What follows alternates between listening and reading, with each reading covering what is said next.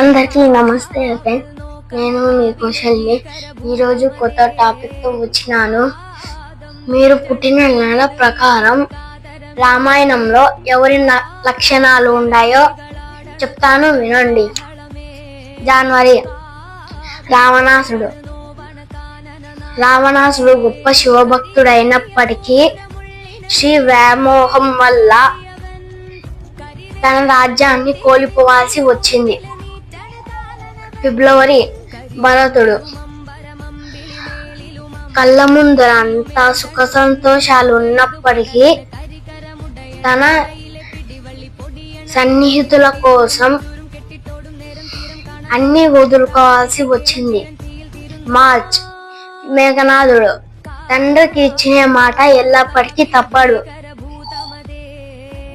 April లక్ష్మణుడు తన అనుకునే వాని కోసం ఎంత దూరమైన వెళ్తాడు, మళ్ళా తిరిగి సాధించుకొని వస్తాడు. అలాగే తన తోటి వారికి ఏం కాకుండా చూసుకుంటాడు. మే శూర్పణఖ రావణుడికి రాముడికి గొడవ జరగడం కారణం శూర్పణఖనే. జూన్ సీతాదేవి తన జీవితంలో ఎన్ని కష్టాలు ఉన్నప్పటికీ ఏ కష్టానికి లొంగదు. జూలై రాముడు తన ప్రేమించే వారి కోసం ఎంత దూరమైనా వెళ్తాడు, ఆ ప్రేమని ఎంత కష్టమైన వెళ్తాడు, ఆ ప్రేమని మళ్ళా తిరిగి సాధించుకొని వస్తాడు.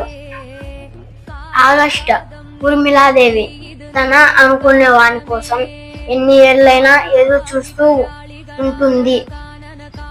సెప్టెంబర్ విభీషణుడు ధర్మం తోటి వాళ్ళు తప్పు చేస్తున్నా కూడా ధర్మం ఎటు సైడ్ అయితే ఉంటుందో అటు సైడే వాళ్ళు నిలబడతారు.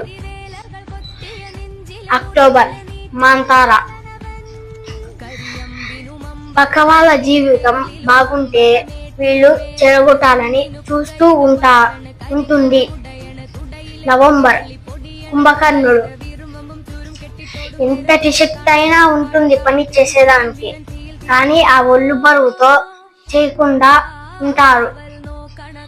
డిసెంబర్ శివుడు అన్ని తెలిసే ఉంటుంది, కానీ తెలియనట్టే చూస్తూ ఉంటారు. నా వీడియో నచ్చినట్టయితే లైక్ చేయండి, సబ్స్క్రైబ్ చేయండి, షేర్ చేయండి. నా యూట్యూబ్ ఛానల్ పేరు life is beautiful Rama. Thank you.